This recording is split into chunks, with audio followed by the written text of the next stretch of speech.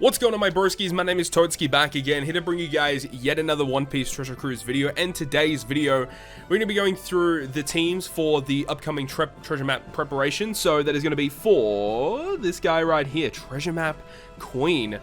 This is an interesting treasure map, by the way, because this is not only introducing Treasure Map Queen, but it's also introducing Treasure Map Komurasaki as well. If we scroll down just a little bit where it says about the rewards that we get, yeah, the Treasure Map character information, 2 characters, Komurasaki and also Queen, are going to be available. So as soon as you reach 1 million points on the treasure map, you get given all of the rewards to completely max out Komurasaki and also Queen. So make sure, if you're going to be doing a treasure map, this is definitely one to get to 1 million points. I mean, you should be doing it all the time nonetheless, because getting to 1 million points gives you the unit completely maxed out. So make sure you do that every single time. But this one is very, very important because you get 2 units in one. So make sure to get it done. But for this particular treasure map, this is the boss character being Queen. So let's just quickly talk about him before we get into the free-to-play teams that I'll have suggested for you guys in this video today. Let's have a look at his captain effect.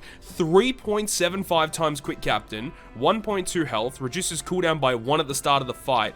Cooldown by 1 every time you take damage. Only himself though, reduces his own cooldown by 1 every time you take damage. Okay. Either way, that is a fantastic free-to-play captain effect. 3.75 is ridiculously good. Okay, special ability, 11 turns. Changes adjacent slots to matching, reduces Rainbow Shield by 5, and deals 50 times the amount of damage received before you launch the special, maximum of 10 million damage. That's pretty good. Actually, how much does that actually equate to? How much damage do you have to take to reach 10 million total damage? So it's divided by 50, 200,000 damage. So it's very similar to V2 Katakuri in a way.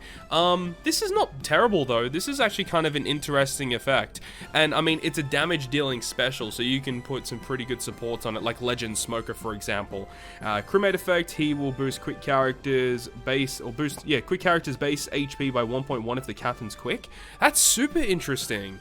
That's a very interesting crewmate effect, and then reduces his own charge time by 1 every time he takes damage. That's really, really cool. This unit's really interesting, actually. Strength damage reduction, enrage, which makes sense, and also cooldown reduction, reduces it by 9 at the start of the fight, so he's ready to go from the first go, so that's pretty cool. Support effect is just stats, which is nothing crazy, but another thing why this unit is so good is because of his stuff in Pirate Rumble. Now, Queen in Pirate Rumble has amazing effects, so his passive, quick characters will get level 5 health and level 2 defense. For a free-to-play unit, that is an amazing passive effect.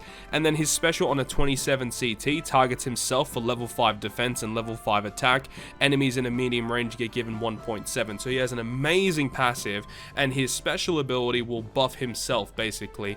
Gives himself attack and defense, and he does damage. But mainly the passive is the main reason why he's useful, right? Really nice character to have maxed out. So now that we've done that, I think Queen's a pretty solid unit all around. I don't think he's going to be seeing much play in regular content, but still an interesting unit. Komurasaki, though, who unfortunately isn't listed here to have a look at, she's actually a pretty interesting one as well. But let's go through the treasure map. So let's go through the each of these bosses, give you guys a rundown, and these are free-to-play teams that I'll have suggested to you guys. And obviously, if you've got the higher boosters, if you've got the rare recruits, if you've got the treasure map boosters, you'd want to be using those characters over the ones that I'm suggesting. So just, you know, pick and choose how you go, okay? So the first boss, one of the mini bosses, is going to be X Drake.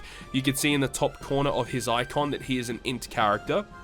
And this is one of those same bosses that we have essentially every treasure map, where it's a really easy boss. His health is going to be very low. He gives you block slots, and he locks them for 2 turns, and he has delay immunity. So here they're suggesting run Luffy as the captain, and then Robin as a sub. Robin changes block orbs into matching, which is what we have here. Then we've got Zora for an orb boost, we've got Frankie for color affinity, and that's basically it. It's a pretty easy team to get through, so I don't really need to take too much time to talk about X Drake. He's the easy one. Moving on though, we have page 1. So the bosses do get a lot more difficult from now. So page 1, in the corner of his icon, you can see he is a strength unit, and in his quest guide right here, you'll see what he does. So they are suggesting to run Bone Kichi. He's very good for this fight. So the preemptive will change all of your slots into badly matching. He has delay immunity, and for 3 turns he buffs his defense. So it's a blue shield buff that he'll have active. So Bone Kichi is ridiculously useful here because he'll remove his defense and gives you a conditional boost. Now on this team suggestion here, I've got Hawkins, treasure map Hawkins as a sub to change badly matching slots into matching,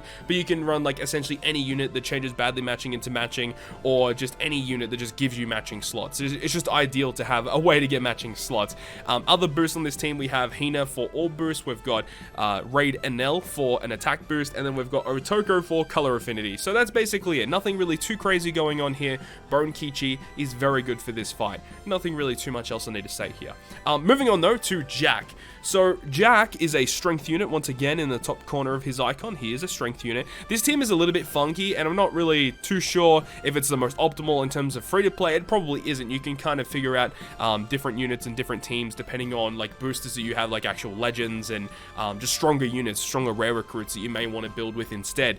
But for this team here, we're running Ace as the captain because he's a really strong captain on the final boss stage. When you use his special, he's an attack booster to quick, psi, and strength characters. When you have a strength slot, he has like a 3.44 captain multiplier. It's really good.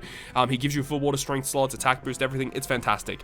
But we've also got Lucy, we've got the Smoker as well, we've got the Sanji, and then the treasure map Luffy on this team, the Dex Luffy, is not boosted by Ace's captain effect, but his special ability is very useful for this fight. If we go over to the quest, you'll see that they are recommending Hiyori for some reason. I don't really think Hiyori is a really good choice, but she is an option, I suppose. The Lucy's a pretty solid choice though. But on the final stage, you get given 7 turns of despair. Remember, if you have your powers, your sockets maxed out, that'll go down to 4 turns if you have max powers for despair. And he gives you 4 turns of attack down, and he has a delay immunity. So removing the attack down and despair are very important. So for this team, we have the Luffy, the green Luffy here. He will remove the attack down and the despair. He gives our team an orb boost. We got Sanji for a chain lock. Ace gives us a really good captain multiplier, plus he is an attack booster as well. The Smoker on this team also will be a chain booster for our team as well. So overall, this team is relatively strong. It's not going to have an issue taking on Jack, but if you have better point boosters, definitely build a better team for that. Moving on to the last of the mini bosses. Yeah, this is the last of the mini map bosses, which is going to be Queen. This is King. King is a quick unit, and his quest guide mentions that, you know, they are suggesting to bring treasure map Komurasaki, which we don't have yet. You have to get to 1,000,000 points to get her maxed out, but because we don't have her, you will have to run something a little bit different up until you get her maxed out. But also Otoko.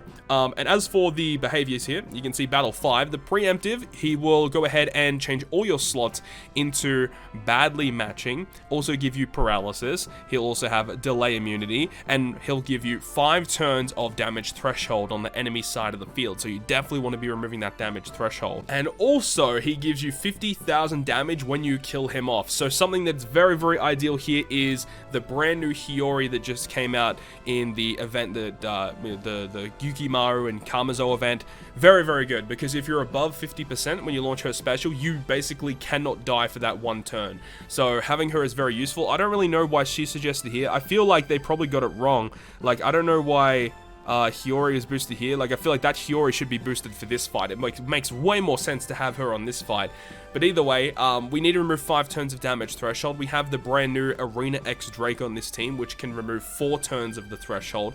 Plus, because we have 3 or more Dex sign in, I think it is, we can actually get his other effect, which grants us a full board of matching slots and a 3 times chain lock. We've got Nami to remove the paralysis. We have the Bato, which removes the other turn of damage threshold that we need to remove. And then we also have the Zoro and Sanji unit to give us an orb boost. But remember, if you've got better orb boosters in terms of point boosts, definitely use those instead. But in terms of overall teams, the Nami and the X-Drake are not boosted by Hiyori's captain effect, and Hiyori is also our crew's attack booster.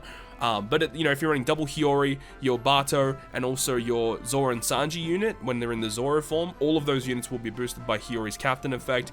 Calculating this out, this does over 10 million damage. It's not a big problem. Does a lot of damage, gets through all the debuffs. Not a problem whatsoever. And now we move on to the final boss, which is going to be versus Queen. And of course, we do have the Intrusion boss, which we need to get to in a minute as well. But for this fight against Queen, there's obviously the stage 4, and then there's the stage 5. So the thing about Queen is that on stage 4, you have to deal with a mini-boss Queen, who is a strength unit. So you want to have quick units to deal with the strength boss. But then on the final boss, he's a quick unit. So you need dex units to deal with the quick boss. So you need some dex and some quick units here.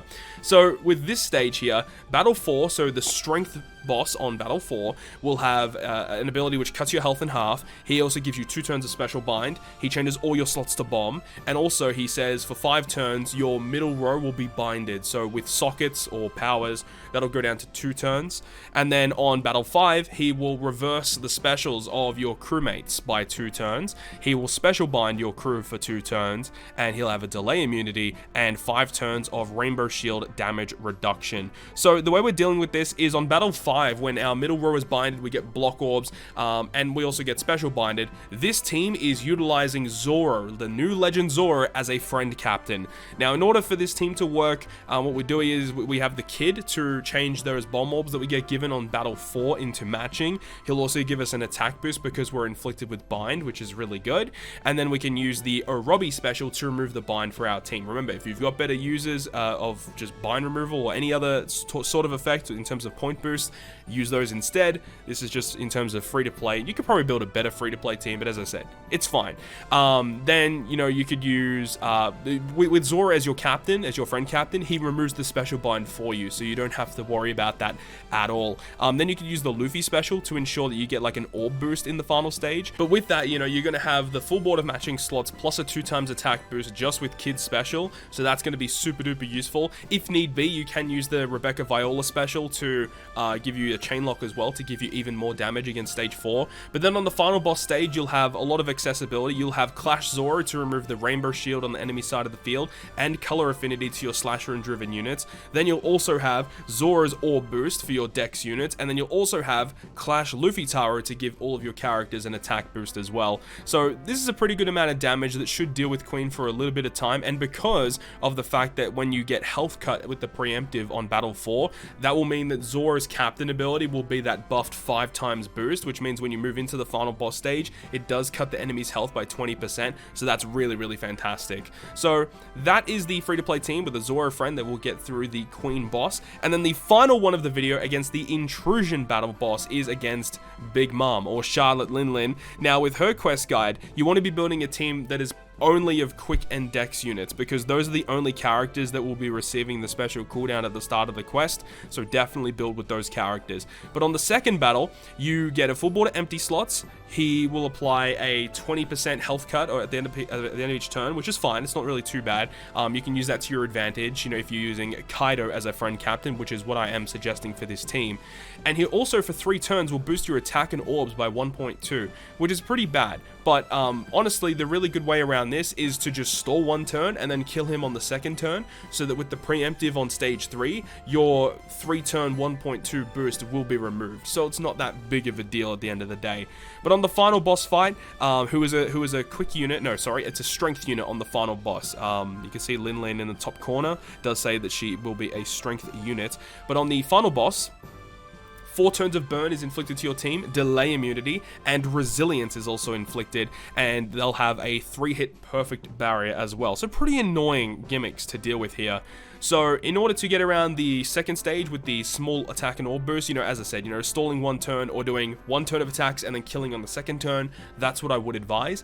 And then on the final boss, you essentially just launch everything. Getting around the resilience is easy because this Bone Kichi Arena unit will apply an end of turn damage buff. So it does 100 times his attack at the end of the turn, so it's fine. You can get her down to 1 HP. Bone Kichi will kill. Full border matching slots with Hawkins. We've got an orb boost with Lucy, attack boost with Hiyori, color affinity with Otoko, and Kaido friend captain gives increased damage taken. So all in all, not a problem whatsoever, as long as you do have those friend captains. They kind of carry you through the content. But in terms of this one, Linlin is going to be pretty easy to take down, and you've got a pretty good boost with this team actually, especially with a friend captain Kaido. But those are all the team compositions that I have in terms of free to play for this upcoming treasure map versus Queen. Hopefully you guys enjoyed this one. Tomorrow I will be live streaming my Sugo Fest pulls when the treasure map Sugo Fest goes live, and then after that I will be doing my teams as well. So I'll be building my own personal teams, and I'll bring you guys a separate video with my personal teams, giving you guys the rundown of what's going on there. But that is going to end this video today, guys. Thank you so much for watching, and if you guys did enjoy, make sure you go ahead and leave a like, and if you want to stay up to date with all of the content that I post, including more One Piece Treasure Cruise content, make sure to hit the subscribe button down below. But on that, guys, I'll see you guys within the next video.